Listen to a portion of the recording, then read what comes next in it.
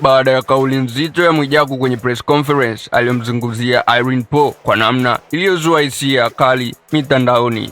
Kwanza, Mwijaku alimwelezea Irene Paul kama mwanamke expensive, akimaanisha kwamba mkwanja upo bwana, sio mtu ambaye analia njaa. Akaenda mbali zaidi kwa kudai kuwa kiwango cha chini cha akaunti ya Irene Paul ya benki usomaga ni milioni 100. Lakini haikuishia hapo. Alifunguka kuwa walikaa pamoja kwa takribani ya miezi 3 wakati wa kampeni za siasa.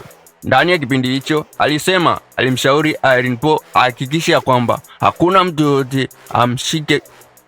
yoyote anamshika kichwa wala mkono, kwa sababu wanaweza kumuibia nyota. Sio Irene Paul tu, tumeona pia Mwijaku akiwashauri watu mbalimbali kuwa epuka kumshika fulani mkono.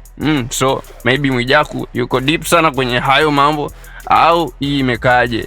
Sasa hata hivyo, kilichozua gumzo zaidi ni pale alipomuita Irene Paul mbele ya waandishi wa habari na kumtaka aseme ukweli juu ya madai kuwa aliwahi kumtongoza lakini hakufanikiwa.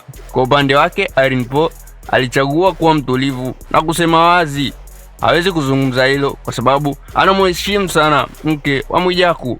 Kauli hiyo imefanya wengi kumpa heshima Irene Paul, huku wakimshambulia Mwijaku kwa kusema ameonyesha tamaa kupita kiasi, hasa ikizingatiwa kuwa ni mtu mwenye familia. Mitandaoni maoni yamegawanyika. Wapo wanaosema Mwijaku alikuwa anatania tu na ni sehemu ya showbiz. Wengine wanasema mipaka ilivukwa, hasa kumweka Irene kwenye hali ya kujibu maswali ya aina hiyo hadharani.